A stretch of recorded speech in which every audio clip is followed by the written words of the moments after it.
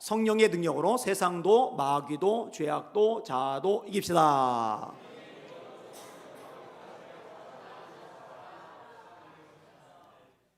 비극적인 시대가 실제로 있어요. 중세 때 유럽이 흑사병 돌면서 굉장히 고통을 겪었죠. 그때는 뭐 전염병 치료제 같은 것들도 없었잖아요. 전체 유럽 인구의 3분의 1이 이 전염병에 의해 죽었어요. 얼마나 비극적인 시대입니까? 우리나라도 일제강점기 1910년에 강제병합당하고 48년도에 해방을 맞이했잖아요. 하여튼 일본의 주권을 빼앗겼던 그 시기 비극적인 시대였습니다. 그리고 6.25 역시 마찬가지이죠. 뭐 우리나라만 그런 건 아니에요. 중국 같은 경우 마오쩌둥 시대. 지금도 뭐 중국은 마오쩌둥을 국부라고 생각하고 굉장히 높이 평가를 하지만 실제로 이 마오쩌둥 한 사람 때문에 중국이란 나라가 굉장히 낙후가 되었어요. 국민들이 굉장히 고통을 많이 당했어요. 문화혁명 때 지식인들 전부 다 찍어 눌러버렸죠. 그때는 스승도 없어요. 부모도 없어요. 어른도 없어요. 젊은이들 홍위병들이라고 하죠. 이들을 선동해 가지고요 다 때려부시고 박살을 냈어요. 수많은 책들을 불살랐어요. 엄청난 문화유산을 불살랐던 때가 중국은 두 번이에요. 진시황 때 분서개교, 그 다음에 마오쩌둥 때 문화대혁명. 이 역사가 많이 후퇴했죠. 이 마오쩌둥이 얼마나 바보 같은 짓을 했느냐. 새들이 곡식을 먹어요. 참새들. 그러니까 저 새는 해로운 새다 이러면서 중국 전역에서 참새 잡는 광풍이 불어요. 말 그대로 미친 바람이죠. 참새를 잡느라고 이 어마어마한 국민들이 뛰어든 거예요. 참새 다 때려잡은 거예요. 근데 어떤 문제가 생기느냐, 이 참새가 곡식을 먹기도 하지만 곡식을 갉아먹는 벌레들을 잡아먹어요. 근데 참새가 다 사라져버리고 나니까 벌레들이, 해충들이 번져나가면서 완전히 농사가 망하면서 더 많은 사람들이 굶어 죽어요. 나중에 참새를 되려 수입했대죠. 이런 바보 같은 짓을 저질렀던 사람이 마오쩌둥입니다. 북한은 지금도 현재 진행 중입니다. 김일성, 김정일, 김정은 이 3대 세습에 의해서 나라가 초토화가 됐어요. 하나님의 자리에 이 세 부자가 앉아 있다 보니까 땅이 저주를 받아요. 여러분, 땅과 영적인 상태가 밀접하게 연결되어 있다고 제가 여러 차례 말씀을 드렸어요. 아담과 하와가 범죄했어요. 영적으로 타락했어요. 하나님 말씀에 불순종했어요. 결과가 아담과 하와에게만 임하는 게 아니에요. 땅이 저주를 받아 엉겅퀴를 내요. 에스겔 36장에 보면요, 성령께서 임하세요. 굳은 마음을 제거하고 부드러운 마음을 주세요. 죄를 정결하게 하세요. 그 다음에 일어나는 일이 뭐냐? 황폐한 땅이 살아나는 거예요. 역대하 7장 14절입니다. 내 이름으로 일컫는 내 백성이 그들의 악한 길에서 떠나 스스로 낮추고 기도하여 내 얼굴을 찾으면 내가 하늘에서 듣고 그들의 죄를 사하고, 죄가 사함받으면 영적으로 회복이 되죠. 근데 죄를 사함받으면, 영적으로 회복되면 어떤 일이 일어나느냐? 그들의 죄를 사하고 그들의 땅을 고칠지라, 이렇게 되어 있거든요. 북한 땅도 간단해요. 하나님의 자리에 다시 하나님께서 계시면은 그 땅도 살아날 줄 믿습니다. 고난의 행군 때 통계 수치로만 200만 명이 넘게 굶어 죽었어요. 그리고 지금도 굶어 죽어요. 아사자들이 속출하고 있고요. 겨울 들어섰죠. 이제 동사자들이 속출하게 됩니다. 그리고 교화소에 갇혀가지고 비참하게 고통당하다 죽는 사람들 얼마나 많아요. 북한은 지금도 비극의 시대입니다. 자, 구약 시대에도 이런 비극의 시대가 있어요. 언제? 바벨론 포로기 70년간이죠. 주전 586년 바벨론 왕 느부카드네자르가 느부사라단이라는 장군을 보내서 예루살렘을 완전히 함락시켜 버립니다. 도시를 완전히 무너뜨려 버려요. 밭을 완전히 황폐시켜 버려요. 성전을 완전히 분해시켜 버려요. 그리고 가장 열악한 중에 있는 일부 백성들 빼고 대부분의 국민들을 끌고서 바벨론에 갑니다. 예레미야 예언대로 된 거죠. 얼마나 비극의 시대입니까? 너무나 비참한 시대 맞죠. 자, 또 다른 비극의 시대가 사사시대라고 할 수가 있어요. 이 사사시대는요, 도대체 나라가 점령을 당하는 것이 얼마나 자주 얼마나 빈번하게 있는지 모릅니다. 메소포타미아 왕 구산 리사다임에서 나라가 박살나죠. 모압 왕 에글론에 의해서 나라가 초토화되죠. 미디안에 의해서 아말렉 사람과 동방 사람에 의해서 남겨진 곡식 하나 없이, 남겨진 양떼 소떼 하나 없이 다 빼앗겨 버리죠. 가나안 야빈 때문에, 군대 장관 시스라 때문에 나라가 절망의 구렁텅이에 빠져버립니다. 모압 때문에, 암몬 때문에, 블레셋 때문에 끝없이 고통을 당하던 시대가 사사시대입니다. 비극적인 시대죠. 그 원인은 죄입니다. 사사기 3장입니다. 이스라엘 자손이 여호와의 목전에 악을 행하여 자기들의 하나님 여호와를 잊어버리고 바알들과 아세라들을 섬기니라. 하나님의 자리에 하나님이 안 계시고 그 자리에 우상을 올려놓은 거예요. 여호와께서 이스라엘에게 진노하사 그들을 메소포타미아 왕 구산 리사다임의 손에 파셨으므로 대적들의 왕에게 하나님이 팔아버리셨대요. 이스라엘을 팔아버리셨대요. 넘기셨다는 얘기죠.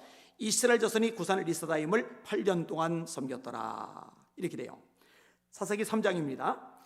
에글론이 암몬과 아말렉 자손들을 모아가지고 와서 이스라엘을 쳐서 종려나무 성읍을 점령한지라. 이에 이스라엘 자손이 모압왕 에글론을 18해 동안 섬기니라. 이유는 이스라엘 자손이 또 여호와의 목전에 악을 행하니라. 이스라엘 자손이 여호와의 목전에 악을 행함으로 여호와께서 모압왕 에글론을 강성하게 하사 그들을 대적하게 하시매. 하나님의 백성들이 죄를 지으니까 하나님의 백성들을 괴롭히는 대적들을 하나님이 강하게 만들어 주셨대요. 여러분, 이건 우리에게도 그대로 적용될 수 있어요. 우리를 괴롭히는 세력들이 있어요. 존재들이 있어요. 근데 우리가 하나님의 말씀에 순종하지 않고 죄를 지으면요, 우리를 괴롭히는 그 존재들을 하나님이 강하게 만드세요. 나를 괴롭히고 힘들게 하고 망하게 하려는 존재가 강해지면은 당연히 그것들 때문에 내가 고통의 구렁텅이에 떨어질 수밖에 없게 되는 거죠. 이건 영적인 원리입니다. 사사기 4장입니다. 에웃이 죽으니 이스라엘 자손이 또 여호와의 목전에 악을 행하매 여호와께서 하솔에서 통치하는 가나안 왕 야빈의 손에 그들을 파셨으니, 여기도 파셨다고 되어 있어요. 20년 동안 이스라엘 자손을 심히 학대하였으므로. 이 도대체 뭐예요? 8년? 18년? 20년? 이것만 해도 정말 끔찍한 일인데 이게 계속 이어져 가는 거예요. 이스라엘 자손이 또 여호와의 목전에 악을 행하였으므로 여호와께서 7년 동안 그들을 미디안의 손에 넘겨주시니, 이때는 드보라를 통해 구원해 내시죠. 이스라엘 자손이 또 여호와의 목전에 악을 행하였으므로, 이게 참 골치 아파요. 또 여호와의 목전에 악을 행했다. 또 죄를 지었다. 또 여호와의 목전에 악을 행하였으므로 여호와께서 7년 동안 그들을 미디안의 손에 넘겨주시니, 이런 식으로 계속 이어져 가고 있는 거예요. 자, 외국에는 나라들, 주변 나라들이 끝없이 괴롭혀요. 비극이죠. 근데 주변 나라들이 괴롭히는 것만 해도 고통스럽고 너무너무 힘든데요, 내부적으로 내전이 발생을 하는 거예요. 여러분, 지금도 세계 곳곳에서 내전이 발생하는 나라 있죠. 예멘, 내전 중이죠. 피눈물 납니다. 국민들이 죽어 넘어가요. 레바논, 지금 내전 중이죠. 지금 성원이가 레바논에 가 있는데 아내가 자꾸 걱정을 해요. 이스라엘이 이번에 레바논 수도를 폭격을 했어요. 하마스 지도자 하나가 죽었어요. 하마스 지도자를 레바논에서 숨겨놓고 있다가 폭격받은 거죠. 그러니까 이제 아들이 성원이가 지금 레바논에 가 있거든요. 기도를 해 주셔야 돼요. 레바논 내전 중이죠. 소말리아 내전 중이죠. 지금 세계 곳곳이요 난립니다.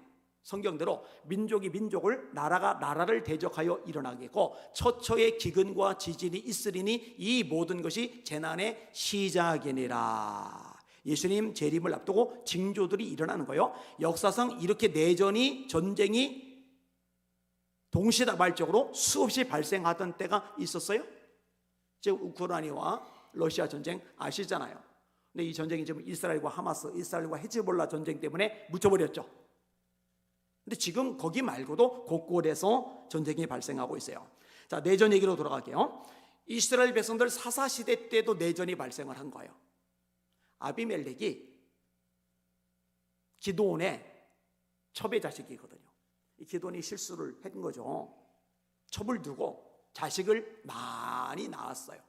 근데 아비멜렉이 자기가 본초의 자식이 아니지만 권력욕이 강해요. 자신이 전체의 왕이 되고 싶은 마음이 커요. 그래서 자기 고향 사람 세겜 사람들에게 가서 너희들 기드온의 자식들 전체가 이 나라를 통치하는 게 좋으냐, 아니면 내가 이 나라를 통치하는 게 좋으냐? 나는 세겜 사람이야. 이 정치인들이 못돼 처먹은 짓 저지를 때 이 지역 감정 부추기잖아요. 이 아비멜렉이 그 짓을 저지르는 거야. 그러니까 세겜 사람들이 맞아, 저 우리 지역 사람인데 돈을 모아서 줘요. 이 돈으로 불량배들을 사요. 그래서 이 물리적인 힘이 생기니까 이 힘을 가지고 첫 번째 한 일이 뭐냐? 자기도 기도원의 자식이지만 자기 말고 다른 자식들이 있잖아요. 특별히 본초의 자식이 있잖아요. 이 전체 자식들이 몇 명이나 되느냐? 아우, 기도원이 많이도 나왔어요. 70명. 이걸 다 죽입니다. 바알브리 신전에서 은 70개를 내어주어 세겜 사람이 내준 거예요. 그 얘기 좀 해. 아비멜렉이 그것으로 방탕하고 경박한 사람들을 사서 자기를 따르게 하고 오브라에 있는 그의 아버지의 집으로 가서 여룻바알의 아들 기드온의 아들 그 자기 형제 70명을 한 바위 위에서 죽였으되 70명을 한 바위에다 올려놓고 죽이고 올려놓고 죽이고 다 죽여버렸어요. 여러분 얼마나 비극입니까? 형제들을 다 죽이는 끔찍한 일이 발생하고 이렇게 형제를 다 때려 죽인 사람을 왕이랍시고 세워요. 지도자랍시고 세워요. 이거 얼마나 비극적인 시대입니까? 여러분 이렇게 끔찍하고 잔인한 사람은 국가 지도자가 되면 안 됩니다. 이 포용성 있는 사람이, 이 품이 좀 큰 사람이 지도자가 되어야 그래야 나라가 통합이 돼가죠. 맨 갈라치기 이간질 해가지고요 막 얼마나 갈기갈기 다 찢어놓는지 나라를. 우리나라도 좀 갈기갈기 찢겨져 있잖아요. 근데 아비멜렉이 이렇게 못된 짓을 저질러 버린 거예요. 근데 기돈의 70 아들 중에 한 명이 목숨을 부지하고 도망가요. 그게 요담이에요. 산에 올라가서 이 아비멜렉을 저주하는 말을 쏟아붓죠. 그리고 저주대로 돼요. 아비멜렉에게 뒷배경이 돼준 사람들이 세겜 사람들인데 악인들끼리는 결국은 오래 못 가요. 이 둘 사이에 분열이 생기면서 아비멜렉과 세겜 사람들 가운데 전쟁이 발발을 해요. 전투가, 내전이 발발을 해요. 그 내용을 조금 읽어드릴게요.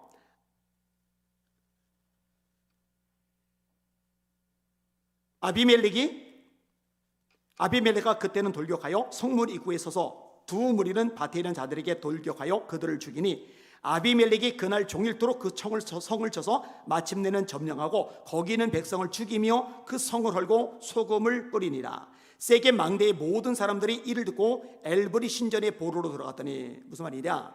이 세겜이 아비멜렉에게 반기를 일으키니까 아비멜렉이 군대를 거느리고 쳐들어갔어요. 세겜 사람들을 죽여버린 거예요. 자기 뒷배경이 돼주었던 고향 사람들을 죽여버린 거예요. 그러니까 세겜 사람들에게 살아남은 사람들이 지금 망대로 피신을 간 거예요. 세겜 망대의 모든 사람들이 이를 듣고 엘브리 신전의 보로로 들어갔더니 세겜 망대의 모든 사람들이 모인 것이 아비멜렉에게 알려지매 아비멜렉 및 그와 함께 있는 모든 백성이 살몬산에 오르고 아비멜렉이 손에 도끼를 들고 나뭇가지를 찌고 그것을 들어올려 자기 어깨에 메고 그와 함께 있는 백성에게 이르되 너희는 내가 행하는 것을 보나니 빨리 나와 같이 행하라 하니 모든 백성들도 각각 나뭇가지를 찍어서 아비멜렉을 따라 보루 위에 두고 그것들이 얹혀있는 보루 위에 불을 놓으매 세겜 망대에 있는 사람들이 다 죽었으니 남녀가 약 1000명이었더라. 이 망대 안에 숨어들었는데 아비멜렉과 그 부하들이 나무를 도끼로 베가지고 세겜 망대 밑에다 쌓아놓고 불을 지르니까 이 불이 망대에 붙으면서 그 안에 있는 사람이 타 죽든지 질식하든지 해서 1000명이 다 죽어버린 거예요. 세겜 사람들이 완전히 몰살을 당하다시피 한 거예요. 그럼 이제 아비멜렉은 어떻게 되느냐? 아비멜렉이 데베스를 이번엔 점령하려고 그러는데 이 성 위에 있는 여자 하나가 맷돌을 떨어뜨렸어요. 근데 이 맷돌이 정확하게 아비멜렉 머리에 떨어지면서 아비멜렉 머리가 두개골이 깨져요. 근데 목숨이 붙어 있었거든요. 들어보세요. 아비멜렉이 망대에 이르러 공격하며 망대의 문에 가까이 나가서 그것을 불사르려 하더니 세겜 망대처럼 데베스 망대도 불살르려고 한 거예요. 똑같이 다 죽여버리려고. 한 여인이 맷돌 윗짝을 아비멜렉의 머리 위에 내려던져 그의 두개골을 깨뜨리니 아비멜렉이 자기의 무기를 든 청년을 급히 불러 그에게 이르되 너는 칼을 빼어 나를 죽이라. 사람들이 나를 가리켜 이르기를 여자가 그를 죽였다 할까 하노라니 그 청년이 그를 찌르매 그가 죽은지라. 봐요, 사사시대 진짜 비극이죠. 너무너무 끔찍합니다. 그런데요, 외국의 나라들이 공격해서 나라가 8년, 20년, 18년 주권을 잃고 송두리째 가진 재산 다 뺏기고, 이것도 비극인데다가 내부에서 자기 민족들끼리 서로 죽이고 태우고, 이 끔찍한 일이 발생하는 데다가 이제는 좀 더 축소를 해서 사사기 구조가 그래요. 이제 한 가정의 영적인 비극이 얼마나 끔찍한지를 보여주는데, 그게 오늘 본문의 내용입니다. 자, 오늘 본문의 내용 같이 한번 읽어볼게요. 1절, 2절을 같이 읽겠습니다. 시작. 에브라임 산지에 미가라 이름하는 사람이 있더니 그의 어머니에게 이르되 어머니께서 은 1,100을 잃어버리셨으므로 저주하시고 내 귀에도 말씀하셨더니 보소서 그 은이 내게 있나이다. 내가 그것을 가졌나이다 하니 그의 어머니가 이르되 내 아들이 여호와께 복 받기를 원하노라 하니라. 아멘. 미가라는 사람이 등장을 해요. 이 미가가 무슨 짓을 저질렀느냐? 도둑질을 했어요. 누구 돈을 도둑질을 했느냐? 자기 어머니의 은 1,100개를 도둑질을 한 거예요. 근데 어머니가 이 엄청난 은을 도둑 맞고 나서 너무나 열받고 속상하니까 저주를 하는 거예요. 이 훔쳐간 놈 저주받을지어다. 근데 그 이야기를 자기 아들이니까 미가 보고도, 야, 어떤 놈이 훔쳐가는지 모르지만 그놈 저주받아야 돼. 그놈 저주받아야 돼. 이게 아들이 그 얘기를 들을 때마다 뜨끔 그 저주받을 놈 바로 자기잖아요, 그죠? 뜨끔 하니까 도대체 안 되겠다 싶어서 어머니께 이실직고를 했어요. 어머니, 은 1,100개 잃어버리셨죠? 그리고 저주하셨죠? 그리고 저주하는 소리를 제게도 들려주셨죠? 그 사실 제가 훔쳐갔거든요 하고 갖다 드린 거예요. 하나님이 두려워서 말씀 읽다가 회개하는 마음이 들어서 돌려준 게 아니라 어머니 저주 때문에 그 저주 진짜 받을까봐 두려워서 솔직하게 말한 거거든요. 그랬더니 어머니가 뭐라고 반응하느냐? 그의 어머니가 이르되 내 아들이 여호와께 복 받기를 원하노라. 어처구니가 없죠. 기준이고 뭐고 없어요. 이스라엘 백성들 나라 전체도 원칙도 말씀도 기준도 없는데, 이 한 가정에도 마찬가지입니다. 아들이 도둑놈이었고 어머니 은 1,100개 훔쳐갔던 바로 그 당사자였다는 걸 알면은 어머니가 여호와께 너 복 받기를 원해 이렇게 말할 게 아니라, 너 하나님 앞에 회개했어? 회개해야 돼. 철저히 회개해야 돼. 이렇게 나가야 돼요. 무슨 복 받을 짓을 했는데요? 없어요. 뭔가 잘못된 거예요. 자식이 우상이 된 거예요. 자식이 벌벌벌벌 떠는 거예요. 거기다가요 신상을 만듭니다. 3절에서 4절까지를 같이 읽습니다. 시작. 미가가 은 1,100을 그의 어머니에게 도로 주매 그의 어머니가 이르되 내가 내 아들을 위하여 한 신상을 새기며 한 신상을 부어 만들기 위해 내 손에서 이 을을 여호와께 거룩히 드리노라. 그러므로 내가 이제 이 은을 내게 도로 주리라. 미가가 그 은을 그의 어머니에게 도로 주었으므로 어머니가 그 은 200을 가져다 은장색에게 주어 한 신상을 새기고 한 신상을 부어 만들었더니 그 신상이 미가의 집에 있더라. 아멘. 자, 이 어머니가 아까도 참 바보 같은 행동을 했는데 또 바보 같은 행동이 더 깊어져요. 내가 내 아들을 위해서, 엄마가 아들을 위하는 마음은 당연히 있죠. 사랑하는 자식이니까. 제가 제 아내를 봐도 아들들을 위하는 마음이 대단합니다. 저하고는 차원이 달라요. 저는 애들 막 보고 싶다, 그립다. 6개월에 한 번 들까? 생각? 지금 이제 6개월 돼가나요? 근데 아내는 이제 수시로 보고 싶다고 막 눈물 난다고. 목사님 나 눈물 나요 막 이러고는 그러면 저는 이제 민망해가지고 그냥 조용히 넘어가고 마는데, 아들을 위하는 마음은 이해가 가요. 근데 뭐라고 되느냐? 내 아들을 위해서 신상을 만들 거야. 여러분, 이게 아들을 위하는 겁니까? 아들을 망치는 겁니까? 아들에게 유익한 겁니까? 아들에게 손해가 되는 겁니까? 10계명 1계명 나 외에 다른 신을 네게 있게 말지어다. 2계명 너를 위하여 우상 신상을 만들지 말지어다. 이거는요, 구약 성경을 많이 몰라도 돼요. 십계명은 기본적으로 이스라엘 백성들이 암기하고 있는 내용입니다. 마치 유년주일학교 중고등부만 지나가도 십계명은 외우고 있듯이 여기는 여러분들도 십계명은 다 외워요. 혹시 못 외운 분은 있어요? 이건 기본으로 외워야죠. 그 첫 계명과 두 번째 계명이 우상 숭배예요. 신상 만들지 말라예요. 이거 만들 때 하나님이 저주하신대요. 심판하신대요. 근데 어머니가 한다는 소리가 내가 내 아들을 위해서 신상을 만들리라. 자기 멋대로 하는 거예요. 자기 생각대로, 자기 경험대로, 자기 주장대로. 하나님의 말씀이 없어요. 이게 심각한 거죠. 이 미가의 어머니가 엄청난 죄를 짓는 거예요. 무서운 죄를 짓는 거예요. 그리고 아들까지 망하게 심판받게 만들고 있는 거예요. 그러면서 뭐라고 생각하느냐? 한 신상을 부어 만들기 위해 내 손으로 이 을을 여호와께 거룩히 드리니라. 이 단어가 완전히 짬뽕 엉터리인데, 하나님이 거룩하신 분 맞죠? 내가 거룩하니 너희도 거룩할지어다. 거룩하다 거룩하다 거룩하다 만군의 여호와여, 그 영광이 온 땅에 충만하다. 거룩하다 거룩하다 거룩하다, 그 전능하신 이요 전에도 계셨고 이제도 계시고 장차 계실리 하늘에 계신 우리 아버지여, 이름이 거룩히 여김을 받으시오며 이스라엘의 찬송 중에 거하시는 주요, 주는 거룩하시니다. 거룩 거룩 거룩. 우리 찬양도 있고 CCM에도 있고, 이게 하나님의 핵심이란 말이에요. 거룩. 그래서 이 하나님께 거룩하게 드리는 거죠. 이 주일을 지킴으로, 주일을 성일이라고 그러죠. 거룩한 날에서 성일이라고 하는 거예요. 성도라고 그러죠. 거룩한 무리, 거룩한 하나님의 백성이라고 해서 성도라고 하는 거죠. 우상, 신상을 만들어 바치는데 돈을 쓰면서 이 은을 하나님 앞에 거룩히 드리노라. 잘 들으세요. 마음이 하나님을 위한대요. 자기 말로 하나님을 위한대요. 자기가 드리는 물질이, 헌신이, 수고가 하나님을 위한대요. 그런데요, 이 말씀에 어긋나면, 다시 말해 말씀의 원리대로 하지 아니하면 하면 할수록 죄를 짓는 거예요. 이런 바울 사도가 자기 민족 유대인들에 대해서 애틋한 마음을 굉장히 많이 가지고 있어요. 그들에 대한 가슴앓이를 로마서 9장과 10장과 11장 3장에서 묘사를 합니다.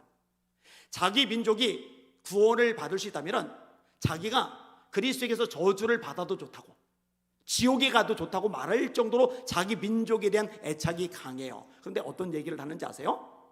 열심은 있는데 지식을 쫓은 것이 아니다. 열심은 있는데 지식을 쫓은 것은 아니다. 그래서 지식은 하나님을 아는 지식, 말씀에 대한 지식입니다. 호세아 4장, 내 백성이 지식이 없음으로 망하는도다. 하나님을 아는 지식, 이 말씀에 대한 지식. 그러니까 열심을 내요. 나는 하나님을 위해서 이걸 하는 거야. 나는 하나님을 위해서 이렇게 수고하고 땀 흘리고 고생하고 물질 들이고 시간 투자하고 에너지 쏟아붓는 거야. 그런데 열심을 내면 낼수록 하나님 앞에 반역하고 도전하고 죄를 더 많이 져요. 이유는 딱 하나, 열심은 있는데 지식이 없기 때문에. 여러분들 말씀을 읽으셔야 돼요. 말씀을 이렇게 배우셔야 돼요. 말씀을 공부하시길 주의 이름으로 축원합니다. 하나님을 사랑하지 않는 게 아니에요. 열심이 없는 게 아니에요. 드리려는 마음, 헌신의 자세가 없는 게 아니에요. 그런데 하면 할수록 죄를 져요. 이 어머니처럼 하나님께 거룩하게 드리는데 그 열심이 더 큰 죄를 자꾸만 짓도록 만들어요. 이게 비극이죠. 이게 비극. 은 200이나 드리는데 어머니가 그 은 200을 가져다 은장색에게 주어 한 신상을 새기고 한 신상을 부어 만들었더니 그 신상이 미가의 집에 있더라. 제가 지난번에도 카메룬 같은 나라 얘기를 했어요. 제가 쿠바나 페루 같은 데 가서 목회자 세미나를 인도했던 얘기도 했어요. 목사님들이 있어요. 그런데 성경을 체계적으로 배우질 못해요. 말씀을 제대로 배워본 적이 없어요. 왜? 공산치 하니까. 쿠바 같은 나라, 아프리카 같은 나라 신학교육 같은 것들로, 또 성서교육 같은 것들로 열악하니까. 그러니까 목회를 해요. 사람들이 모여들어요. 가나 갔더니 대형교회들이 그렇게 많아요. 깜짝 놀랐어요. 제가 가면은 그 대형교회들 다니면서 집회하도록 다 연결을 하겠다고 최 목사님이 얘기를 하시는데, 뭐 지금 이제 다리 때문에 갈 수가 없고. 근데 문제는 뭐냐? 사람들 많이 모이고 목회를 합시고 목회는 하는데 이 목회자도 교인들도 성경하고는 상관이 없어요. 몇 차례 얘기했듯이. 그러니까 목사가 자기 딸을 이슬람 신자한테 시집을 보내고 와이프를 4명이나 두고 이런 말도 안 되는 짓들이 발생하는 거예요. 열심을 있어요. 막 뜨거워요. 막 기도해요. 막. 그런데 죄를 짓는 거예요. 하나님께서 절대로 기뻐하지 않는 모습, 교회에 일 수 없는 모습이 너무 많은 거예요. 그러면은 거기만 그럴까? 우리나라도 걱정스럽습니다. 많이 걱정스럽습니다. 제가 특별히 걱정하는 건 신학대학인데 지금 신학대학들이 대부분 미달이에요. 우리 교단에 속한 서울신학대학교만 100% 충원이 되었더라고요. 그게 기독일보의 기사로 나왔더라고요. 그리고 황덕경 총장님, 이분이 인터뷰한 내용이 제목으로 올라갔는데 이 제목이 마음에 들어서 제가 최근에 영상으로 내보냈어요. 기도와 말씀이 최우선이어야 되고 그 다음에 나머지 것들이 쌓여야 된다고 정확하게 얘기를 하더라고요. 여러분, 신학생들을 왜 키우는 거예요? 목회하라고. 그럼 목회자가 목회를 제대로 하려면 뭐가 충분히 갖춰져야 돼요? 말씀과 기도죠. 그런데 신학교 4년 졸업하도록 또 MDB 3년 지나가도록 기도 생활을 하루에 30분도 안 해요. 신학 4년 동안, MDB 3년 동안, 7년 동안 성경을 한 번도 안 읽고 졸업해요. 이런 사람들이 생각보다 많아요. 이거는 굉장한 비극입니다. 성경을 7년 동안 한 번도 안 읽는 사람의 입에서 나가는 설교가 무슨 성경적인 메시지일 수가 있어요? 불가능합니다. 인본주의를 설교하는 거죠. 세상 문화에 오염된 메시지를 전하는 거죠. 잘못된 철학과 이념, 사상 따위를 전하는 거죠. 왜곡된 상담, 인간학, 저세술 따위를 전하게 되는 거죠. 여러분 잘 들으세요. 이 목회자는요, 아주 세련되고 센스 있고 새롭고 신선하고 기발하고 근사한 메시지를 전하는 자가 아니라 하나님의 말씀을 있는 그대로 제대로 심어주는 게 최우선이라는 거 잊지 마시기를 주님의 이름으로 축원합니다. 마지막 때 징조가 뭐예요? 때가 이르리니 사람들이 바른 교훈을 받지 아니하며 그 귀가 진리에서 돌이켜 허탄한 이야기를 따를 거라고. 자기 사욕을 따를 스승을 많이 둘 거라고. 이 목회자들도 문제지만 교인들도 참 심각한 게 하나님의 말씀을 있는 그대로 풀어주는 것보다는 온갖 잡동사니 재미있고 신선하고 웃기는 얘기를 해줄 때 그런 설교 들으면서 은혜 받았다고 그러고 그런 설교 들으러 몰려들어요. 병동거래니까요. 여러분, 제가 수없이 반복하지만 예와 좋지만 예화보다, 간증 유익하지만 간증보다, 유머 나쁜 거 아니지만 유머보다 하나님 말씀 성경 자체를 풀어줄 때 가장 재미있게 들을 수 있는 여러분들 되시기를 주님의 이름으로 축원합니다. 이 말씀 자체를 풀어줄 때 가장 은혜 받고 가장 신나하는, 가장 맛있게 받아먹는 그런 주님의 종들 되시기를 예수님의 이름으로 축원합니다. 이 본질을 놓치면 안 돼요. 헷갈리면 안 돼요. 자, 미가의 어머니 답 없어요. 노답 어머니. 너무 심각합니다. 아들을 책망할 줄도 모르고 우상을 만들면서 아들을 위한다고 그러고 우상 만드는 돈 들이면서 하나님께 거룩히 드린다고 그러고 진짜 답이 없어요. 개념 없어요. 말씀 없어요. 그러면은 이 어머니의 아들 미가는 어떠냐? 노답 아들이죠. 아들이라고 해서 청년 아니에요. 어린아이 아니에요. 결혼해서 가정을 꾸리고 있는 어른입니다. 근데 이미 노답인 건 우리 알고 있어요. 왜? 어머니 돈 은 1,100개를 훔칠 정도니까 틀려먹은 거죠 이미. 근데 이렇게 틀려먹은 주제에 하나님을 향한 열심은 대단해요. 하나님을 나름대로 잘 섬긴다고 자부심을 가지고 있고요, 뜨거움도 가지고 있어요. 다시 반복합니다. 열심보다 더 중요한 거는 하나님을 아는 지식이에요. 하나님의 말씀에 제대로 서 있는 거예요. 잊지 마시기를 주님의 이름으로 축원합니다. 자, 미가 열심을 보세요. 그 사람 미가에게 신당이 있으므로 그가 에봇과 드라밉을 만들고 한 아들을 세워 그의 제사장으로 삼았더라. 정말로 해서는 안 될 끔찍한 짓을 지금 저지르고 있는 거예요. 에봇이 뭐예요? 드라빔이 뭐예요? 이거 멋대로 만들면 안 되는 것들이죠. 그 다음에 자기 아들 중에 한 명을 세워서 제사장이 되게 만들어요. 이러면 됩니까? 안 됩니까? 안 되죠. 성경은 명확히 말합니다. 출애굽기 28장 1절 너는 이스라엘 자손 중 네 형 아론과 그의 아들들 곧 아론과 아론의 아들들 나답과 아비후와 엘라살과 이다말을 그와 함께 네게로 나오게 하여 나를 섬기는 제사장 직분을 행하게 하되 네 형 아론을 위하여 거룩한 옷을 지어 영화롭고 아름답게 할지니 너는 무릇 마음의 지혜 있는 모든 자 곧 내가 지혜로운 영으로 채운 자들에게 말하여 아론의 옷을 지어 그를 거룩하게 하여 내게 제사장 직분을 행하게 하라. 하나님이요, 모세의 아들 딸도 제사장 안 된다고 그래요. 반드시 아론의 아들들만이 제사장이 될 수 있다라고 출애굽기에 아주 못을 박아버리셨어요. 출애굽기 29장 4절 너는 아론과 그의 아들들을 회막 문으로 데려다가 물로 씻기고 의복을 가져다가 아론에게 속옷과 에봇 받침, 여기 에봇이란 말이 나오죠.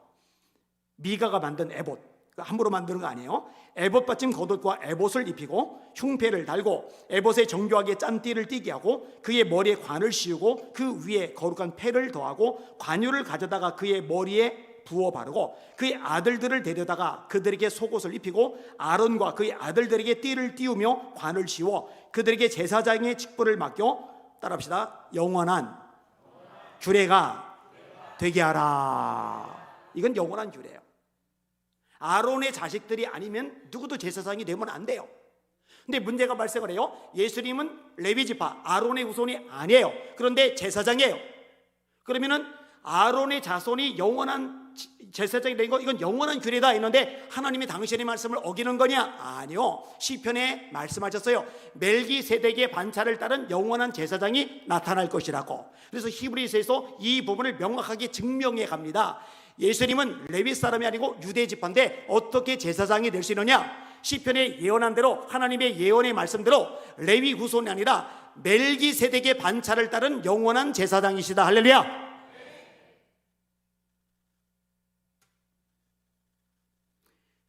아론 자손만이 제사장이어야 되는데 여기에 반기를 들고 나도 제사장 한번 해볼래 하고 덤벼들었던 인물이 레위의 어른, 레위 지파의 어른 고라죠.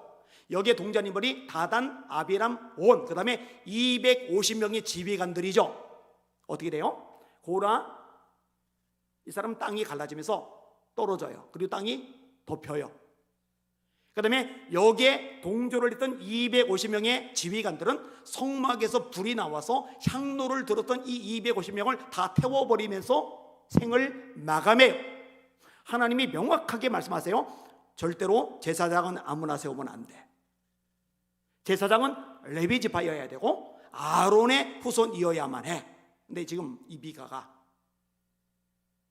신상을 만들어 놓고 여호와 하나님이래요. 그리고 자기 아들을 하나 선택해서 너 이제부터 제사장해, 이러고 있는 거예요. 비극적인 시대란 말, 그래서 제가 말씀을 드리는 겁니다. 이런 비극이 왜 일어나느냐? 자, 6절 말씀, 이 구절이 사실 사사기의 핵심 키워드입니다. 6절 같이 읽습니다. 시작.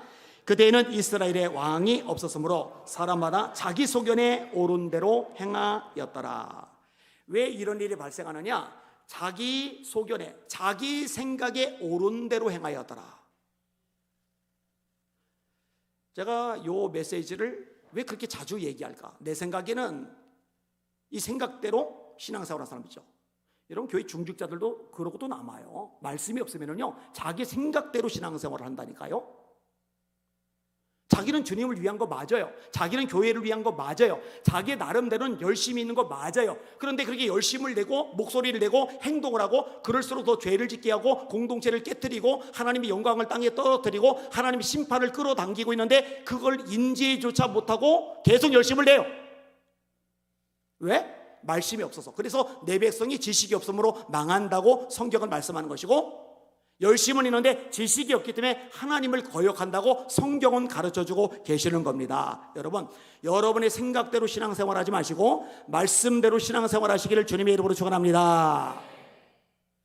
한국교회가 이 부분 철저하게 해야 돼요. 이거 철저하게 해야 돼요. 자기 나름대로 오랫동안 신앙생활했거든요. 또 직분도 받았거든요. 열심도 있었거든요. 인정도 받았었거든요. 이게 자기 의가 되었어요. 공로의식이 되었어요. 그래서 자꾸만 핏대를 높여요. 이렇게 했는데 이렇게 하면 좋은데. 그런데 성경이 뿌리를 둔 거는 아니에요. 그러면 이제 교회가 비극적인 상황으로 굴러떨어지게 되는 거죠. 안 돼요. 절대로 안 됩니다. 여러분, 아론의 아들들이 4명이었죠. 나답과 아비후, 엘라살과 이다말. 그런데 첫째 나답과 아비후 얘기가 어느 시점인가부터 아예 안 나타나고 엘라살과 이다말 얘기만 나와요. 근데 왜 그렇게 되느냐? 나답과 아비후가요, 하나님 앞에 불을 드리는데 하나님이 이 불을 만드는 방식을 말씀하셨어요. 향을 만드는 방법을 말씀하셨어요. 근데 자기 마음대로 만든 거예요. 이렇게 말씀합니다. 아론의 아들 나답과 아비후가 각기 향로를 가져다가 여호와께서 명령하시지 아니하신 다른 불을 담아 여호와 앞에 분향하였더니 불이 여호와 앞에 나와서 그들을 삼킴에 그들이 여호와 앞에서 죽은지라. 이게 목사님, 하나님 너무하신 거 아니에요? 아니, 불이 다 불이지. 그 향로에 그 불을 담아서 하나님 앞에 이렇게 올려드린다는데 그 하나님이 말씀하신 방식 말고 다른 방식으로 불 좀 묻으면 어쨌다고. 그거는 인간적인 생각이지. 하나님은 하나님의 백성들이 하나님의 말씀대로 행하기를 원하신다니까요. 고집 버리셔야 돼요. 완관 버리셔야 돼요. 나름대로의 경험, 오랫동안 굳어져온 옛사람, 옛습관 이거 뽑아내시고 말씀 앞에 굴복하시는 여러분들 되시기를 예수님의 이름으로 축원합니다. 제가 내 생각 이거 버리라고 할 때 나아만 얘기를 종종 해요. 이 나아만이 그리 권세가 있으니까, 돈이 많으니까, 왕의 신임이 두터우니까, 게다가 강대국의 국방장관이니까 약소국의 이스라엘 선지자 따위는 자기 앞에 설설 기면서 비록 나병이지만 자기 몸에 손을 대면서 치료를 해주라고 생각한 거예요. 자기 생각에는. 근데 엘리사가 나와보지도 않고 자기 사원 하나를 내보낸 거예요. 그러더니 요단강에 가서 7번 목욕하시래요. 이러니까 열받는 거죠. 뭐라 그래요? 내 생각에는 그가 나와서 내 몸에 손을 대고 나를 고쳐줄 줄 알아서, 내 생각에는. 근데 자기 생각하고 다르게 선지자가 행동하고 말하니까 열받는 거예요. 여러분, 교인들도 똑같아요. 나름대로 생각이 개똥철하게 주장이 뚜렷하고 있는데 그거 건들면은요 기분 나빠해요. 그리고 그대로 갔으면 나만은 나병 때문에 썩어서 죽었어요. 다행히 종들이 지혜로워요. 더 어려운 걸 시키면 그거 안 하겠습니까? 하물며 물에 가서 씻으라 하는 거 하면 되지 않습니까? 그래서 자기 생각을 접고 선지자의 입에서 나온 하나님의 말씀대로 순종을 해서 요단강에 7번 들어갔다가 나왔더니 살이 어린아이 살처럼 깨끗해졌거든요. 잘 들으세요. 여러분이 말씀을 들을 때 제가 인간적인 얘기가 아니라 성경의 근거에서 말씀을 전하거든요. 이 말씀에 온전히 순종하실 수 있기를 주님의 이름으로 축원합니다. 제가 이 말씀에 근거해서 말씀을 전할 때 이게 여러분의 생각과 여러분의 경험과 여러분의 주장과 여러분의 성향과 충돌이 발생하거든요. 거슬려 하지 마시고 여러분의 생각과 주장과 나름대로의 경험과 나름대로의 이 주관을 이 말씀 앞에 굴복시킬 수 있기를 주님의 이름으로 축원합니다. 그게 여러분에게 복이고 유익이 되는 거예요. 그게 안 되면 문제가 생겨요. 여러분, 사무엘을 기다리는데 안 와요. 백성들은 흩어져요. 블레셋은 코앞에 쳐들어왔어요. 그러니까 어떤 생각이 들느냐? 내가 하나님의 도우심을 받아야 돼. 하나님의 도우심을 받으려면 예배를 드려야 돼. 근데 이 당시에 제사는 제사장만이 드릴 수 있거든요. 그래서 사무엘이 내가 올 때까지 기다리라고 한 거예요. 기다렸다가 사무엘이 오면은 사무엘이 제사를 드리고 그 다음에 전쟁을 치르라는 얘기거든요. 근데 사울이 군이 너무 흩어지니까 하나님의 도움을 받겠다고, 하나님의 은혜를 입겠다고 자기가 제사를 드린 거예요. 여러분, 동기가 괜찮죠? 생각이 순수하죠? 하나님의 도움을 받고 싶어서, 하나님의 은혜를 입고 싶어서 한 거니까. 근데 문제가 있죠? 어떤 문제가 있어요? 하나님의 말씀대로 하지 않았어요. 하나님이 좀 선지자의 입에서 나온 메시지대로 하지 않았어요. 자기 나름대로의 생각, 자기 나름대로 소견에 오른 대로 한 거예요. 어떻게 됐는지 아세요? 사무엘이 말을 합니다. 잘 들어보세요. 사무엘이 사울에게 이르되 왕이 망령되이 행하였도다. 사무엘도 대단해요. 국가의 최고 권력자 앞에 망령되이 행했다. 직격탄을 날리는 거예요. 왕이 하나님 여호와께서 왕에게 내리신 명령을 지키지 아니하였도다. 지켰더라면 여호와께서 이스라엘을 위해 왕의 나라를 영원히 세우셨을 것이거늘 지금은 왕의 나라가 길지 못할 것이라. 여호와께서 왕에게 명령하신 바를 왕이 지키지 아니하였으므로 여호와께서 그의 마음에 맞는 사람을 구하여 여호와께서 그를 그의 백성의 지도자로 삼으셨느니라. 아니, 너무한 거 아니냐고, 심한 거 아니냐고. 하나님의 은혜 좀 받겠다고, 하나님의 도움 좀 받겠다고 내가 손수 예배를 드린 게 이렇게까지 버림받을 만한 일이냐고. 여러분요, 요 사울의 생각이요 많은 교인들에게 그대로 있어요. 아니, 난 나름대로 하나님을 위해서, 나름대로 교회를 위해서 내가 애쓰고 수고하고 땀 흘리고 열정을 발휘한 건데, 아니 이것 때문에 내 기도 응답이 막히고 하나님의 축복이 내게 주어지고 내 자녀들에게 주어지는데 이 축복이 차단이 되고 영적으로 뭔가 문제가 발생하고 이건 너무한 거 아니냐고. 그거는 그 사람 생각인 거고, 여러분 잘 들으세요. 하나님의 말씀대로 해야 됩니다. 요게 해결이 되어야 기도의 문도 열리고 응답도 되는 것이고, 요게 해결이 되어야 하나님의 축복의 문도 열리고 그것이 내 것이 될 수 있고 내 자녀들에게도 임할 수 있다는 거, 교회도 하나님 축복과 능력과 기적을 체험할 수 있다는 거 잊지 마시기를 주님의 이름으로 축원합니다. 지금 굉장히 중요한 이야기를 여러분들에게 전해주고 있는 거예요. 멋대로면 안 돼요. 몇 가지 얘기를 들어볼게요. 여러분, 11조는 하나님의 거죠. 내게 아니잖아요. 근데 11조 생활을 안 해요. 그러면서 다른 건 열심히 해요. 이거는 잘못된 겁니다. 근데 지금 그거 얘기하려고 하는 게 아니라 11조를 해요. 하는데 어떻게 하느냐, 자기가 섬기는 본교에다 하지를 않고 다른 데다가 보내면서 생색을 내요. 내가 마치 선교비 도와주는 것처럼. 여러분, 내 돈 가지고 내가 선교비로 도와주는 거는 귀한 일이지만 내 돈 아닌 남의 돈으로 주면서 내가 선교비 주는 것처럼 하는 거는 이건 도둑질입니다. 이거는 선교하는 게 아니에요. 개척교회 돕는 게 아니에요. 죄를 지는 거예요. 근데 여러분, 이런 사람이 생각보다 있어요. 우리 교회 재정이 어려울 때 한 권사님 딸이 있어요. 그 딸이 대기업 다녀요. 그 딸의 남편이 대기업 다녀요. 그 두 부부가 다니는 교회는 대형 교회예요. 그 대형교회 예산이 넉넉하니까 이 대기업 다니는 두 부부의 11조를 우리 교회로 보내겠대요. 제가 그 얘기를 듣고서 어떻게 했을까요?